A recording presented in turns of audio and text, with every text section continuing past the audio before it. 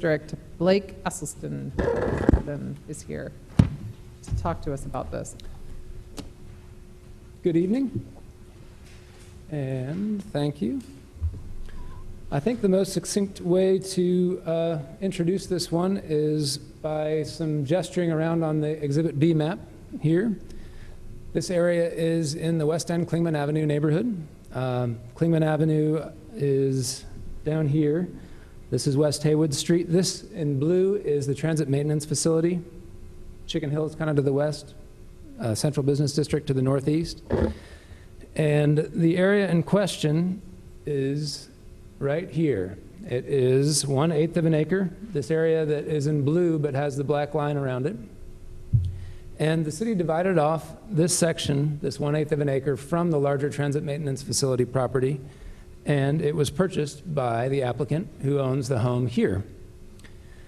Part of the condition of the sale was that the applicant would pursue a rezoning and combine the properties. You can see there's no property line between them anymore. They've been combined, but they are now split zoned.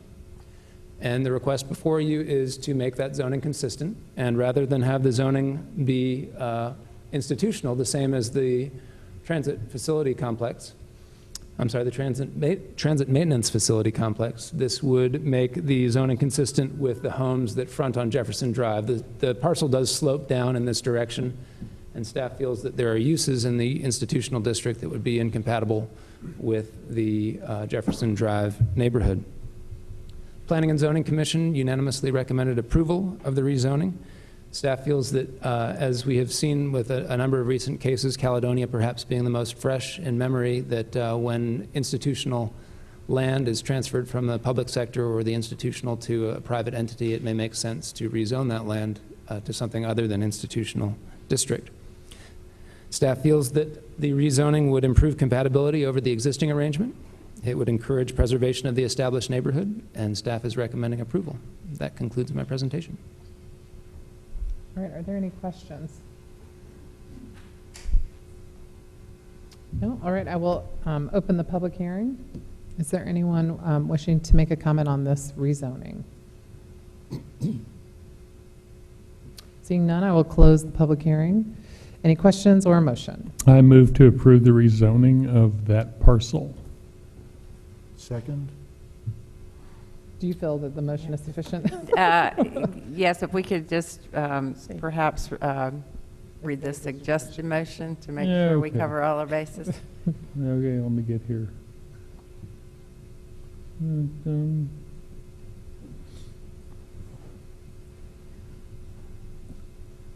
Sorry, scrolling down here. So basically, I'm moving to approve the rezoning of institutional, of the parcel described here from institutional district to RM8 residential multifamily medium density district at 21 Jefferson Drive. Is that sufficient? We need to address whether it's reasonable and in the public interest and consistent with the comprehensive plan and adopt that statement. It can be done at the same time or separately, but Okay, hang in there. at the bottom of the staff report. The staff report, bottom. Okay, here we go. I'll try this again. I move to approve the zoning map amendment from institutional to RM8 as a standard rezoning and find the request is reasonable, is in the public interest, and is consistent with the comprehensive plan and other adopted plans in the following ways. 1, the compatibility of uses and development standards will be improved compared to the existing zoning designation. 2, the preservation of the established immediate neighborhood of residences would be encouraged. Second. All right, we have a motion and a second. Any further discussion? Nope. All those in favor, please say aye. Aye. Any opposed? All right. We have completed our one public hearing. Now we have, thank you very much. Now we have the graffiti update and direction for the next phase of the graffiti project, and I have Greg Schuler here.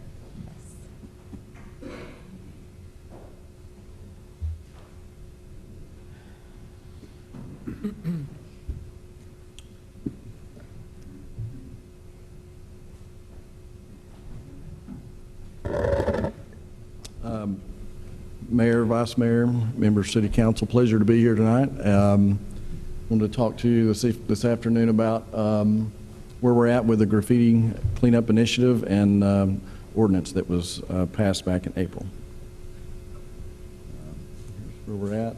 Back in April, Ordinance 4306 was passed that provided provisions for the City of Asheville to remove graffiti from private property, either through locally contracted companies or in-house. We've been doing it with contractors. Started on July 1, the initiative did, and it's currently scheduled to end on October 1st. This was reviewed by the Public Safety Committee yesterday. Started out with a budget of $500,000. $300,000 is designated to clean the graffiti with private sector crews, and $200,000 for startup and overhead. As of Friday, the initiative had cleaned a total of 141 incidents using 12% of the 300,000. We have some updated numbers on that. We ran the numbers before we got here, and we have an additional, we're at 14% now, total of $41,700. That's what's happened since Friday. I told the folks yesterday I'm more of a graphical person, so that's what it looks like there.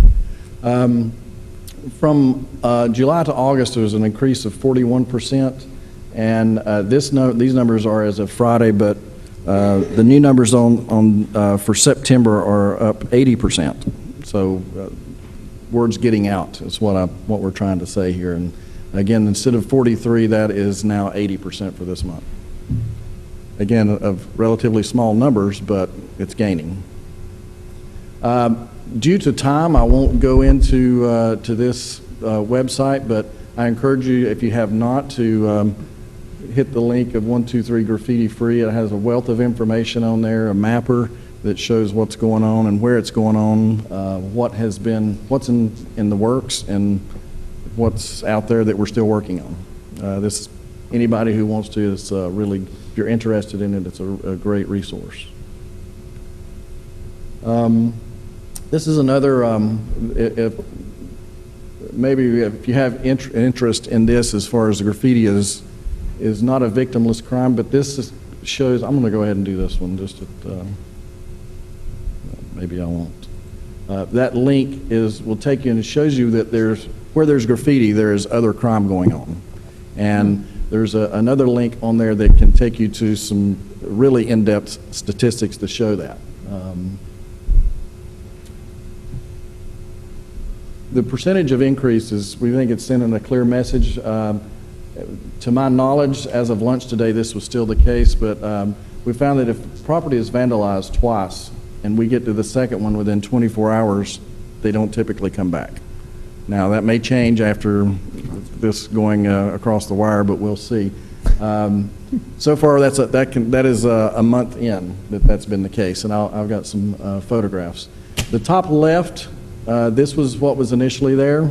This was when we went back in to do it. They came back and re-tagged this, and I know it looks different, but and then this one is where we went back. This is not the best.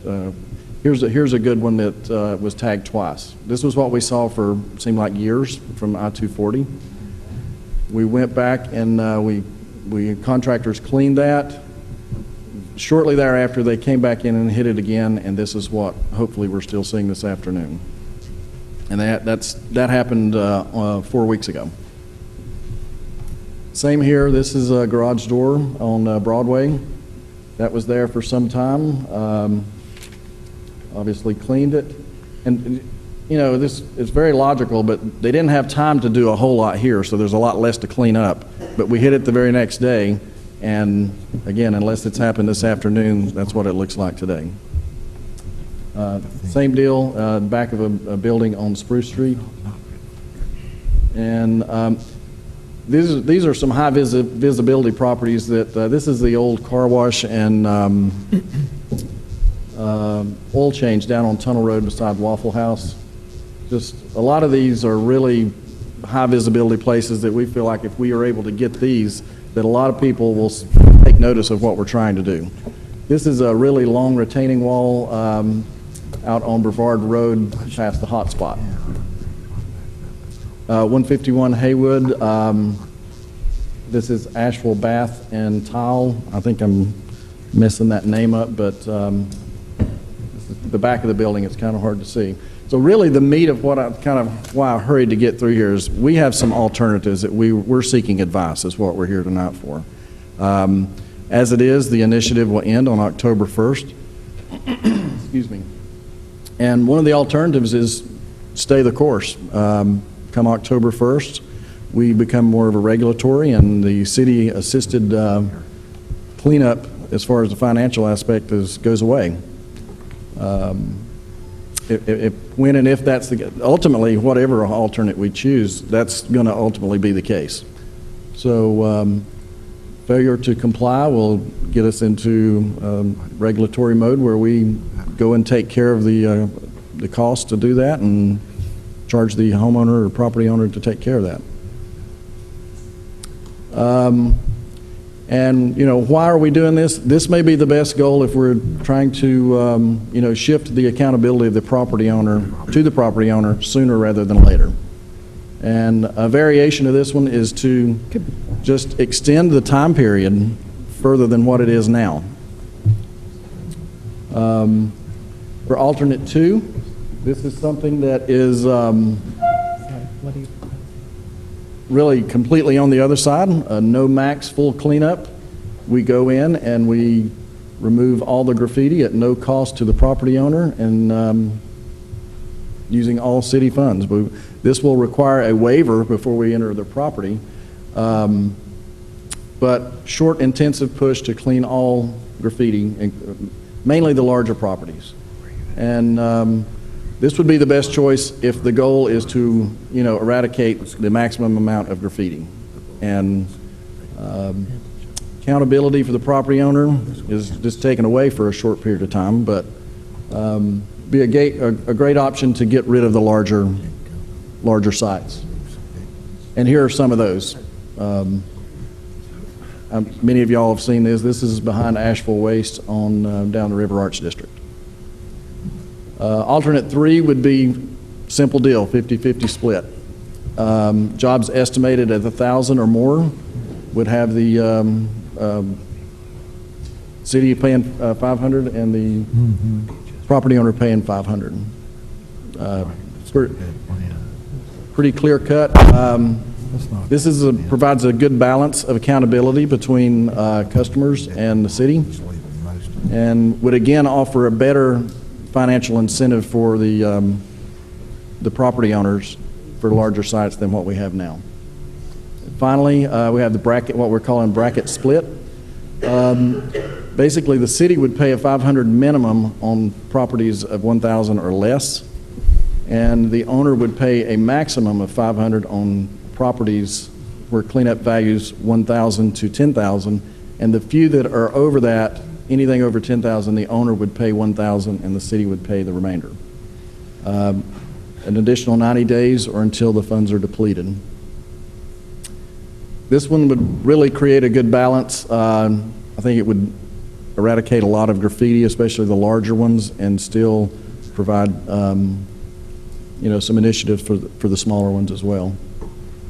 And I feel like I really hurried through that, but I wanted to make sure that we got through all of the alternates to, you know, allow plenty of time for discussion. I just had a question. You know, I guess I'm in favor of an alternate 3 or 4 concept, maybe extending the program, but to a finite period of time using that.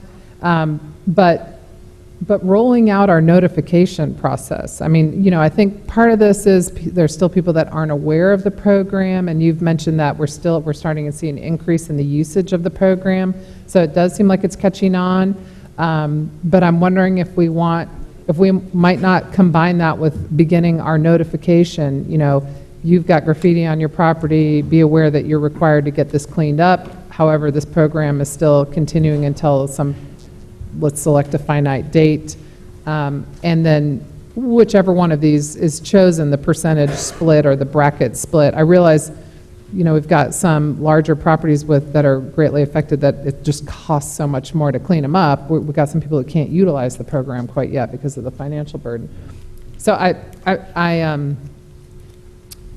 that's kind of where I'm at with it. I don't know how you all feel about it, or what you would recommend in terms of a period of time, or if you're going to tell me the notification process is so involved that we wouldn't be ready to do that yet, or I'm not certain. Well, if I could clarify that, and it may answer a few other questions, we are currently notifying people. When we see graffiti, we're talking to them right now, and actually have been. The only thing that would change on that notification, it would just be, it's not going to end on October 1st, or it'll end at this date, or until the money runs out, or whatever. Well, do you feel like there's people with graffiti on their property that aren't aware of this program, or do you feel like everyone who's got graffiti on their property is aware of the program? They may or may not be using it. After yesterday and the two meetings that I discussed this on, I'm certain there are people who are not aware of it yet. Despite an intensive media blast that we've had, I heard a radio ad as I drove to the Neighborhood Advisory Committee last night about graffiti. Right. But the anticipated notification process is kind of a formal one. I mean, they'll be sent a letter, and we haven't yet done that. I mean, it sounds like you're trying to contact property owners with the graffiti that you're seeing, but Informally, that is correct. Yeah, informally. I guess what I'm saying is, in order to really get this message out there, if we might not combine this with a more formal notification process. Certainly, and that, as you implied, that is coming anyway, and to combine the two may be the most effective way. Yeah, I think go ahead. I've said enough of this. Thanks, Greg, and you gave a really good presentation on this at the Neighborhood Advisory Committee in West Asheville yesterday, at which there was one person who leases her business who was unaware of it at the time. Which was a surprise to me as well, because it's been an amazing effort to get the word out. In addition to what's been out there in the papers, the city has really gone above and beyond to get the word out. I've never seen anything like it. So a job well done to everybody there. And it's really kind of meeting our promise to the community that we made several months ago around that we're going to seriously address this. I looked through all the proposals here and was initially leaning towards the alternate one, as Jan said, just kind of biting the bullet and moving ahead. But after hearing that, okay, maybe there's still some folks out there who somehow haven't heard about this, it got me to thinking, and I wanted to float this past council tonight around being able to keep the program as is. However, well, yeah, go ahead and October 1st, notifications begin, but to amend the policy to allow for a one-time $500 city contribution during the first year of the ordinance's enforcement, up to that $300,000 cap that we set. So it would still allow for those who hadn't heard of it to get the benefit of what we've been offering during this 3-month time, but then after that, everyone would be subject to the same rule. And I thought that might be a way to offer an olive branch to those who are just now hearing about it, but to move ahead with something that is a promise we made to the community. Councilman Smith, just a clarification. The notices would begin, property owners would become responsible on October 1st, and there's just the opportunity for those that have not yet taken advantage of the funding partnership to take that, but the duty shifts to the property owner October 1st. Right. Okay. And I like the idea of that, because after Greg's presentation at Public Safety yesterday, I did not have a real clear one that I was going for other than the option one, which regrettably, this is picked up at the end of the process. So this would be a way of continuing the process, and may not be a full year, but till the money's gone, it would at least be out there, and we'd have the opportunity to see how it continues once the compliance officers are in place. They're going to be letting these people know So it gives them an ability to go and say, hey, we've got this program. So I kind of like that idea, if we could maybe flesh out the, what the injunctive process would be on it if they don't take advantage of it. I think legal's going to have to look at that, but I kind of like this option 5, as Gordon calls it. So if describe option 5 again. Option 5 is to go ahead as is, with October 1st, property owners becoming responsible, but amending the policy to allow a one-time $500 city contribution during the first year of the ordinance enforcement or until we hit our cap. So those business owners or property owners who are just learning about it, or perhaps already learned about it but haven't been tagged and get tagged in November, would still have city participation in that cleanup. And how about the issue with the more expensive cleanups? I mean, are we still going to run into that same problem? I'm a little bit worried about that. I think so, because that part hasn't changed. And how many of those are there, Greg? Pardon me? How many of those are there, those big ones? I would say over 10. And I'm not sure with the amount of money we're talking about that's going to be effective on any other than to get a few of those down with what's remaining. So at some point, that becomes part of the injunctive process. So, I'm sorry. Go. So just gut, between 10 and 50, between 10 and 20? Let me ask, I have a lot of our graffiti crew staff here tonight. Do you have a better thing than over 10? 10 and 20 is where we're looking at. So, so the ones that we're talking about that are very extensive, those are going to cost $10,000 to clean up? Yes, ma'am. Some more, some in the 8,000, and folks are just saying, and a lot of those folks have already paid to clean it up one time. Our thoughts are that if you clean up one of the large ones, that in continuing working with APD, that the next time whoever has to clean it up, it's going to be much smaller, because they won't have time to, these things have gone relatively unchecked for some time unless the property owners have taken action.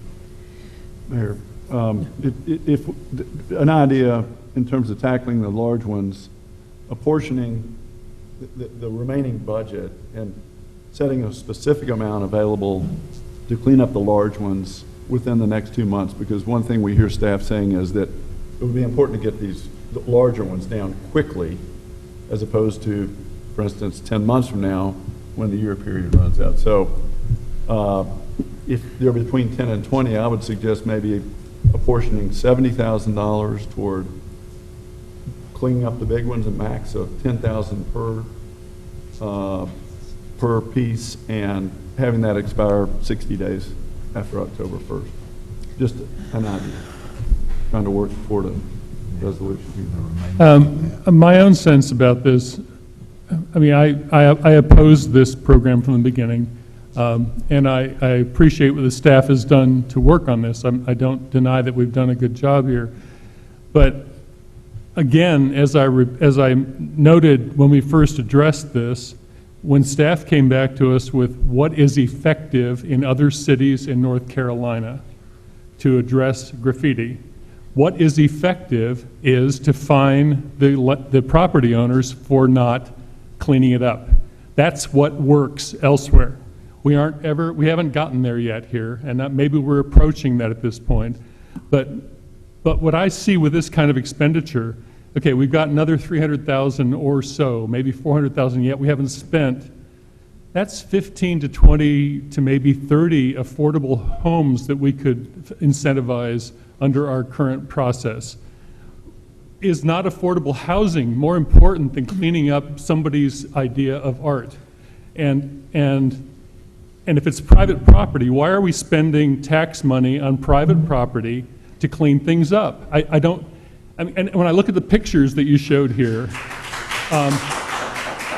the pictures of the big projects, most of those look like art to me. And I've seen things online of things that have been painted over under this program already that look like art to me. And I'm really uncomfortable with the idea that we're expending tax money that we could put toward things we really want to do, like affordable housing, to paint over somebody's idea of art. And I know it's on private property, and I know it's a crime if you deface someone's private property, but if our goal is to get people to clean it up, we need to find the landowners, or somehow, totally incentivize the cleanup, and not, I mean, I'm sorry, I cannot go there in any fashion to continue to pay to clean things up. Okay, and I appreciate that. My sense is that a majority of council wants to do some sort of modification of the current plan to get us moving forward on this. I think what we're grappling with is the larger project issue. Councilman Smith's suggestion of the number 5 concept is sort of a hybrid, but I guess I would like to know what Greg, you're out there, you're dealing with these folks, you know what these bigger ones are, you've talked to people and talked to them about the expense involved. I mean, do you have a sense of what modification to our funding plan would make a difference in those situations, or is it really just kind of out of reach regardless? It may be out of reach, but I think by making a hybrid of number 5 and with say $70,000, that we use the criteria outlined in number 4 for that, so that What you called it, bracket split. Bracket split for anything that exceeds, $10,000, so that we could. I really think we could send a message to the rest of the community, and it would be something that you could notice. That if that is our goal, is to remove graffiti, I think this is the most appropriate way to do it, or some version of that. So my recommendation would be bracket 5 for everything less than $10,000. So up to a cap of $70,000 on number 4 was the suggestion. For the larger. For the larger. If 70,000 is the number that you guys. I'd be more comfortable with staff kind of looking at that and giving us an estimate on what that number might be. I mean, 70 is a good, I mean, I get that you're ballparking it, Mark, but to kind of see that come back and see what this would look like. But, whatever that number is coming out of that 300 would probably make sense. I would also, if we do that, if they came back, I think it'd be helpful to have a few of these large ones identified where they are and the property owners have been talked to and their reaction to, do they want to leave it up? Are they doing that for a reason, or is it just purely based on the fact that they can't afford to take it down? Would it be okay if we asked Greg to work up this number 5 concept where you got this notification, you're in violation of the ordinance, but you get this one-time, pass, and then using the funding concept you've outlined in number 4, I think what you're hearing is we want to kind of make that a finite number, some sort of cap, but we need to know what really, the number of projects and the costs associated with those projects, so we can have a real good estimate to work with to frame that out. And then, I would encourage you to make a suggestion about what that would look like. Is that helpful to, okay? Well, the current program expires a week from now. And our next council meeting, I believe, is like October 13th. So we are 2 weeks past. We're in no man's land in terms of a program. Do we need to extend it until the next council meeting? Well, Mayor, I would just offer that I think that our experience so far shows us that there is no scientific, perfect way to target results and measure money against projected results. And I think that we know in principle what we want to do. And I would probably encourage council to consider defining the policy tonight so it's very clear to property owners and staff, and then we move forward, toward the ultimate goals here, as opposed to take a 3-week break while we study it and then, kind of stall out. I'm sensitive to some of the things Cecil says, and I think we need to move toward the time where the burden is on the property owners, and there's no perfect way to do that. So I would suggest we go ahead and move forward. What you just said makes sense. I hadn't considered the fact that we're not going to be able to meet again prior to that, but as far as what the number is on those big ones,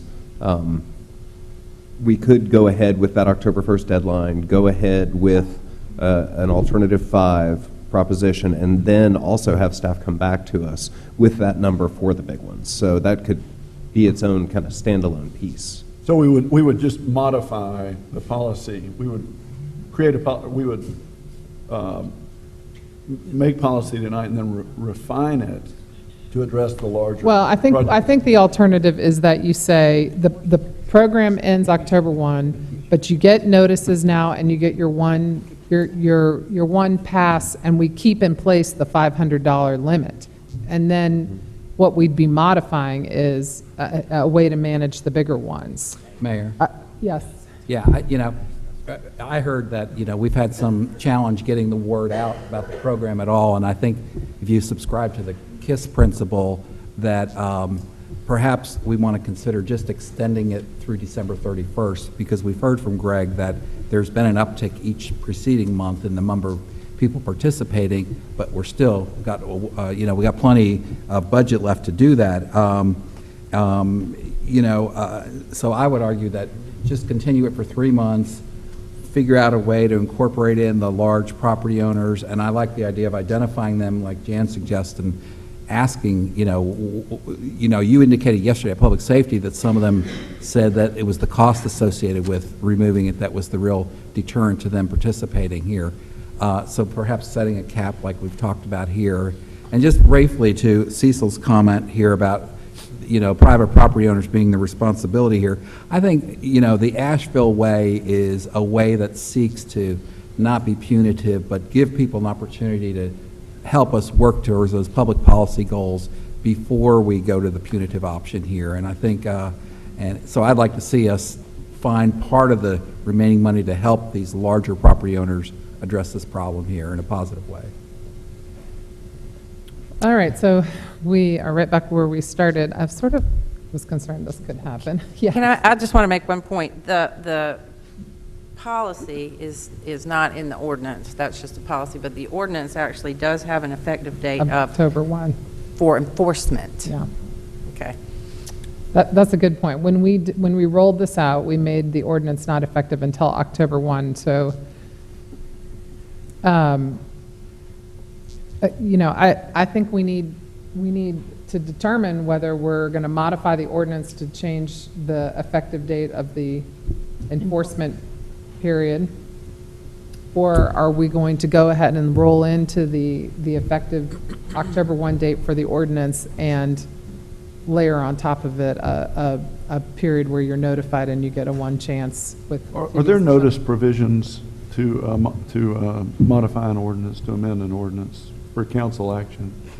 Well, yeah, I think we've got to.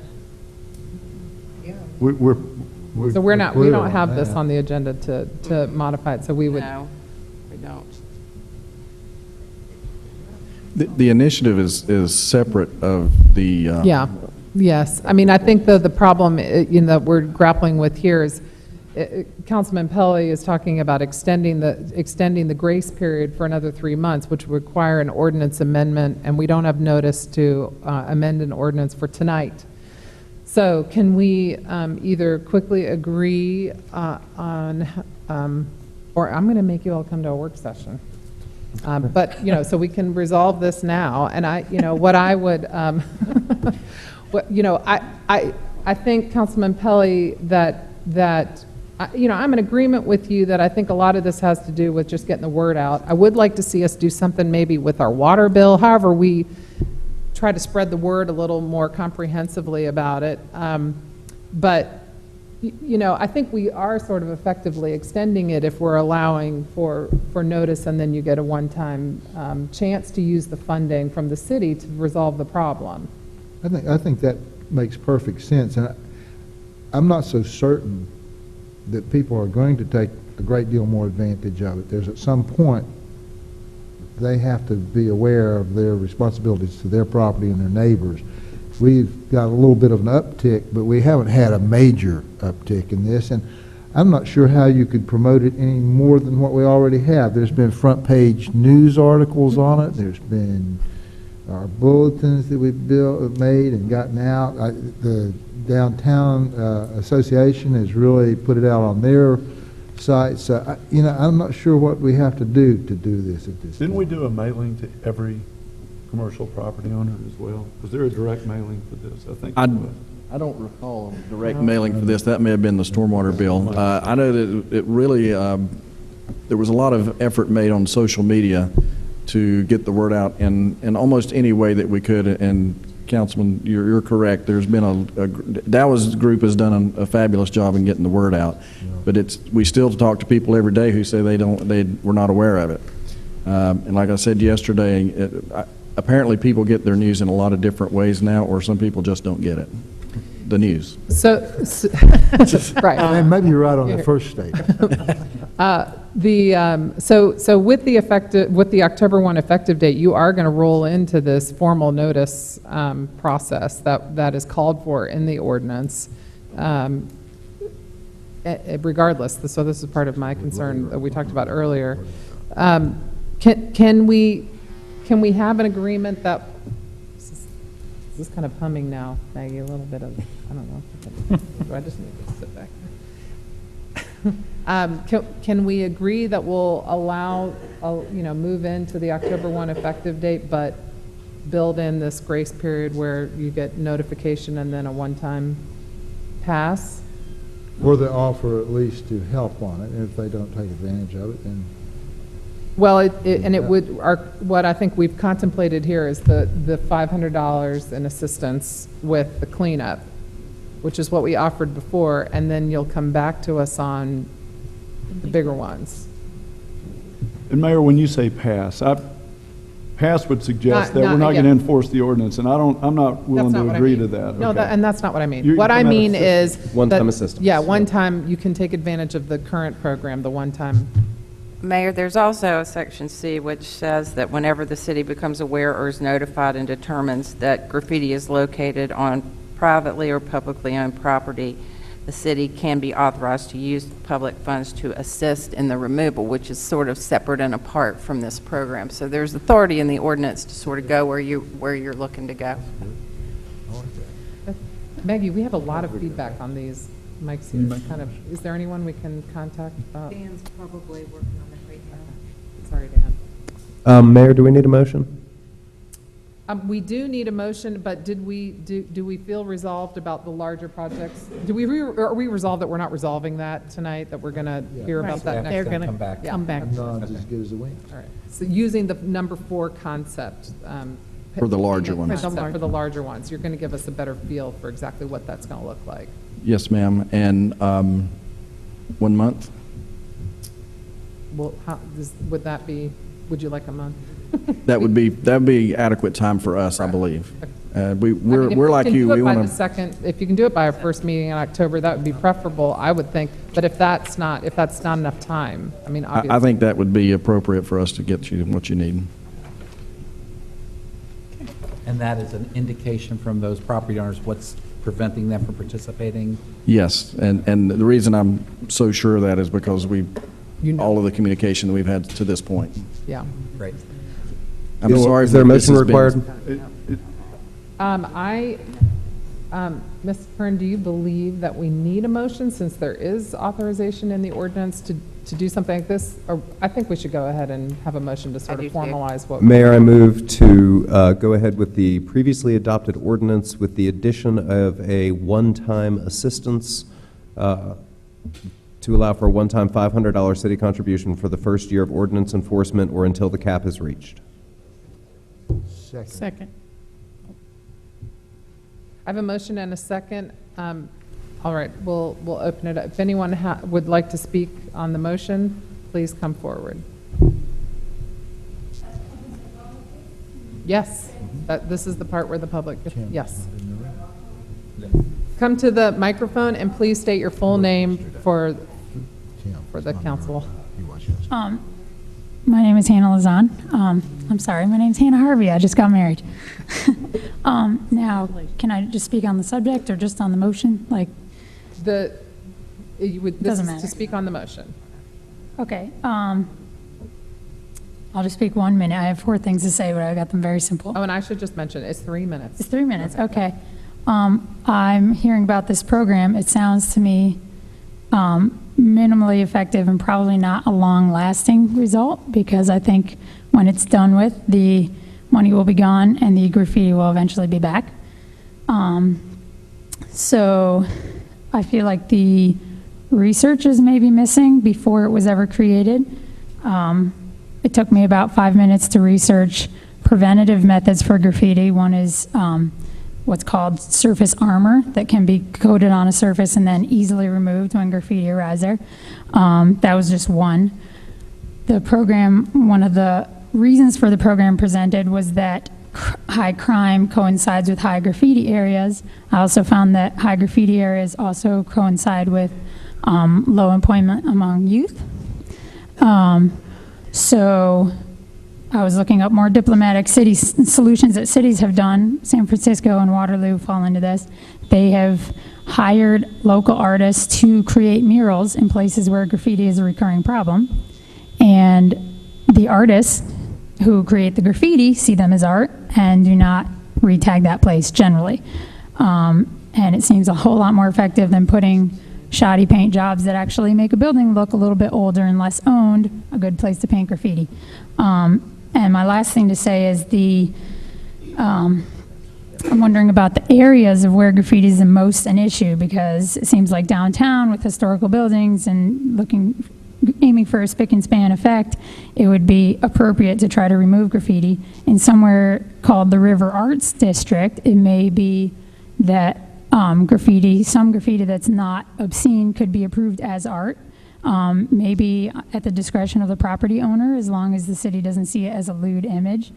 So I'm wondering where I could present my own research on this subject before all the money's gone. Could anybody have an answer for that? Like, can I bring a short slideshow somewhere on suggestions for how to more effectively use the money for a long-lasting solution? Typically, this is just a period for public comment, but you can inquire with the city about that. There have been several meetings about graffiti, and there are different forums for that where something like that would be appropriate. Mr. Okay. Schuler has indicated he'd be glad to hear what you have to offer. Okay, cool, awesome. I'm just looking for diplomatic solutions that respect art. Is there anyone else wishing to make a comment? Yes, ma'am, in the back.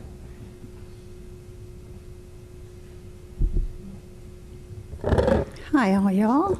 I'm Claire Hanrahan. I live in downtown Asheville in a low-income neighborhood with hundreds of elderly seniors, and I do see graffiti around town occasionally, but more often I see tree pits with 6-inch holes where hazardous sidewalks are, so people on walkers and wheelchairs, in canes and with low vision. That's where I feel insecure. On this graffiti issue, graffiti often is a voice of dissent. I like to do my dissent differently, but I feel that if we're talking about graffiti with so much money being devoted to it, why do our proprietors of business not pour a little dirt in these tree pits? In our sidewalks, people, I know elders who have fallen. I don't know if you've been sued on that, but I know elders who have fallen, and it's a clear and present danger, and I would say redirect your concerns from painting over what some people might consider artwork, and I'm not into defacing things, but I think our sidewalks are a defacement and an insult to the elders. Thank you.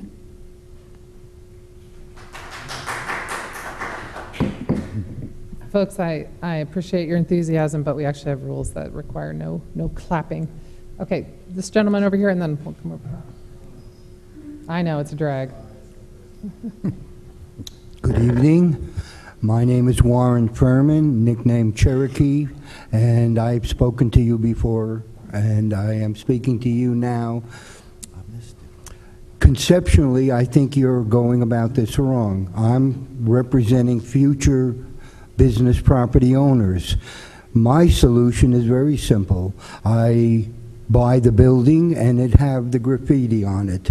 I remove it and I make sure, or I would make sure if I could financially, that graffiti not so easy the next time. There are technical ways of doing that. You spray it with acrylic or some other preventative covering, and then I go and wash it off the next time with even low pressure water, if need be, high pressure water.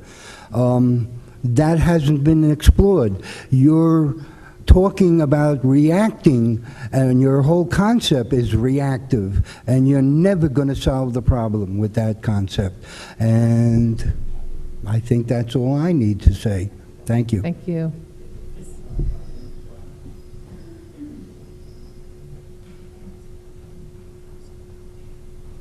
Hi, my name is J.J. Hicks, and I have to agree that really I think there need to be more options. You don't even have an opt-out in this situation. It's like you're committed and you're going full strength, and I agree not only with this gentleman but also with the councilman who pointed out that there are bigger issues that this money could be spent on. When you talk about higher crime in the areas where this graffiti is located, as the young lady pointed out, it's because of poverty and unemployment. You want to stop the graffiti, you stop the poverty and the unemployment. You give people jobs. You do things like you give affordable housing and give people a chance to feel proud about the house that they're doing. But separate from all that, I feel that what you're doing is you're saying that this is private property rights, and we need to protect the private property owners and private property rights. But by then forcing these private property owners to then foot a bill that they might not even want the graffiti off their building for is another form of aggression. It's another form of imposing on the private property owners. So I agree that, all in all, this is, you need a fifth option, which is that you need to shut this down. It's a waste of money and it's a waste of time. The artistic value of this graffiti is much like the buskers, which adds the character to this town that brings the tourists, that supports the economy. So I agree, you need a fifth option, and that's to stop throwing this money away. And I've also heard from reliable sources, I believe media sources, that my other concern is transparency and accountability. How is this money being spent, and how is this being accounted for? Because I've heard a lot of it is not being accounted for, and that while a certain amount of money has been spent already, other of it is not accounted for. So you're wasting money, you're throwing money into a black hole, people are getting paid to do things that are unnecessary, actually contributing to not focusing on the real problems, such as affordable housing and the sidewalks, like Claire said. Thank you. Okay, anyone else wishing to speak on this motion? All right. All right, any other questions, comments? All right, all those in favor, please say aye. Aye. Any opposed? Aye. All right, we are going to take a brief recess and go into closed session. And do we have the motion for closed session? I know. Yeah, I'm going to take a brief break. Okay. I move that the Asheville City Council go into closed session for the following reasons. All of them? Okay. 1, to prevent disclosure of information that is privileged and confidential pursuant to the laws of North Carolina or not considered a public record within the meaning of Chapter 132 of the General Statutes. The law that makes the information privileged and confidential is NC General Statute 143-38.103. The statutory authorization is contained in NC General Statute 143-318.11A1. 2, to consult with an attorney employed by the city about matters with respect to which the attorney-client privilege between the city and its attorney must be preserved, including a potential lawsuit involving the following party, Robert Frost and the city of Asheville. The statutory authorization is contained in NC General Statute 143-38.11A3. 3, to establish or to instruct the city staff or negotiating agents concerning the position to be taken by or on behalf of the city in negotiating the terms of a contract for the acquisition of real property by purchase, option, exchange, or lease. The statutory authorization is contained in NC General Statute 143-318.11A5. And 4, to discuss matters related to the location or expansion of industries. The statutory authorization is contained in NC General Statute 143-38.11A4. Second. All right, any questions, comments? Mayor, there are 4 items. That could be an extensive closed session. And is it your intent that we would have a recess of up to 20 minutes or so? And that we might not get to all those matters, but we would extend the closed session for later? We'll make our best effort to get to all of them, but if we're unable to, we will come back out. And I would question why, I mean, given that we only have one other thing to deal with, Yeah, with we 2, I guess. 2. Okay. Okay. All right, all those in favor, please say aye. Aye. Any opposed?